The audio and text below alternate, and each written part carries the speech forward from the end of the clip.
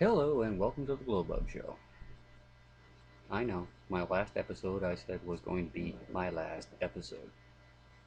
Yeah, live and learn. Um, hmm.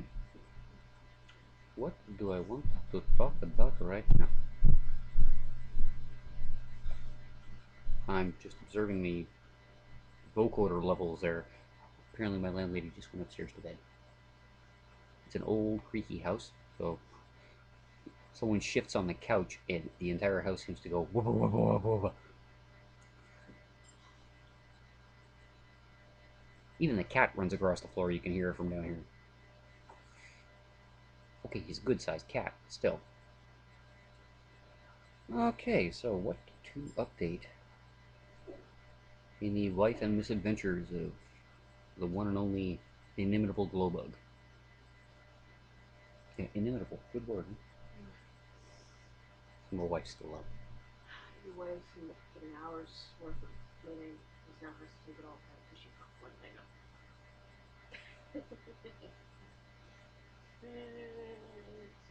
I married her for her looks. You married me for my money. What money? Money you fucked.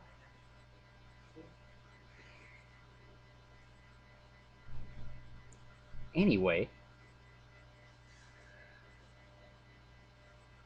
so this is going to be my rant about the hardest job anyone on the planet is ever going to have. Looking for a job. Yeah, trust me, I'm there right now, brothers and sisters. It's a bitch. You go out and you throw resumes around like you're trying to paper cut the universe to death. And if you're lucky, if you're really, really lucky, 1 in every 100 will get you a phone call. Of that 1 in 100, maybe 1 in 20 of those will get you an interview. Of that number, well, I haven't gotten that far yet, so I don't even want to even bother trying to calculate the mathematical possibility of getting a fucking job in this economy.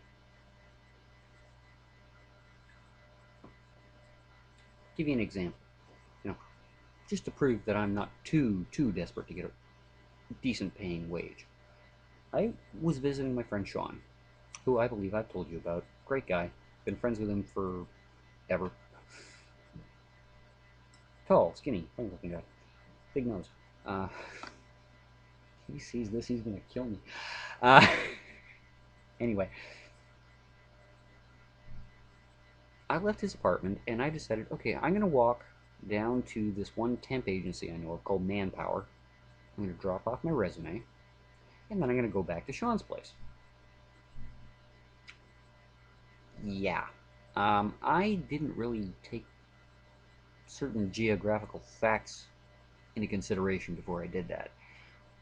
I had to walk all the way down Sinclair in Toronto. If you know Toronto at all, you'll know Sinclair's a pretty long street. Down Avenue Road, around Queen's Park, which I'm coming back to, by the way, down University Avenue, which is all downhill, by the way, to Queen Street. And then I walked back up University, around Queen's Park. Trust me, I'm getting there. And up Avenue Road, which is about that steep. That's after walking for 2.5 fucking hours. My feet are not happy campers. And they won't shut up. They're barking. They're growling. I think one of them has rabies. I may have to shoot it. What are you laughing at? I do this all the time. This is the first time Leanne's been awake for an entire recording of the show, by the way, so if you hear any giggling, it's her. I'm not paying her to do this.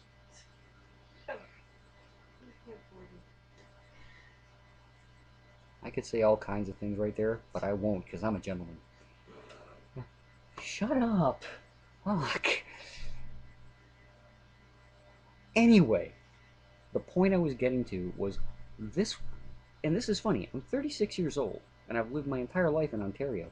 This is the first time I've actually had to walk around Queen's Park. Not like walk around Queen's Park like, hey Dalton, how you doing? None of that shit. No, like walk around the actual building. It's a big fucking building. Do they need all that space? I mean, I know they have big ecos and shit, but really, there's what? There's supposed to be 44 people in the caucus, and another 80 in opposition and minority whip. I mean, do they need all that much? You can video conference the whole fucking thing. Tear down the building and put some affordable goddamn housing up, man. And the place is falling apart to begin with. Well, the building's over 125 years old, so, and it hasn't been well taken care of. Politicians don't like to spend money; they just like to take it. Cocksucking bastard. Anyway, um, it's monstrous. It took me, and I walk pretty fast for a little guy, because most of my friends are not little guys. Most of my friends are well over 6 feet tall. So just keeping up with them, I have to walk about as fast as like a hobbit on methamphetamine. It took me half an hour to walk around just half the damn building.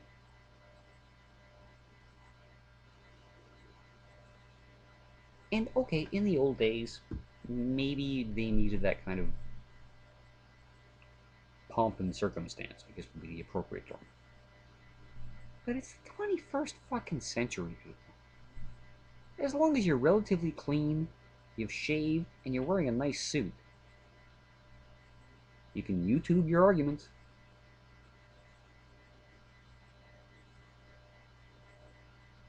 Maybe that would, cut our taxes down somewhat. Down to below 98% of your earnings.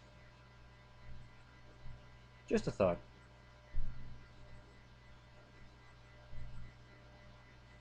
Anyway, just thought I'd let you know I'm still here and what my personal take on that one chunk of Toronto was. I'll let you know more about my adventures later. Just right now, I'm trying to keep it down to a dull roar because I don't want to bother anybody.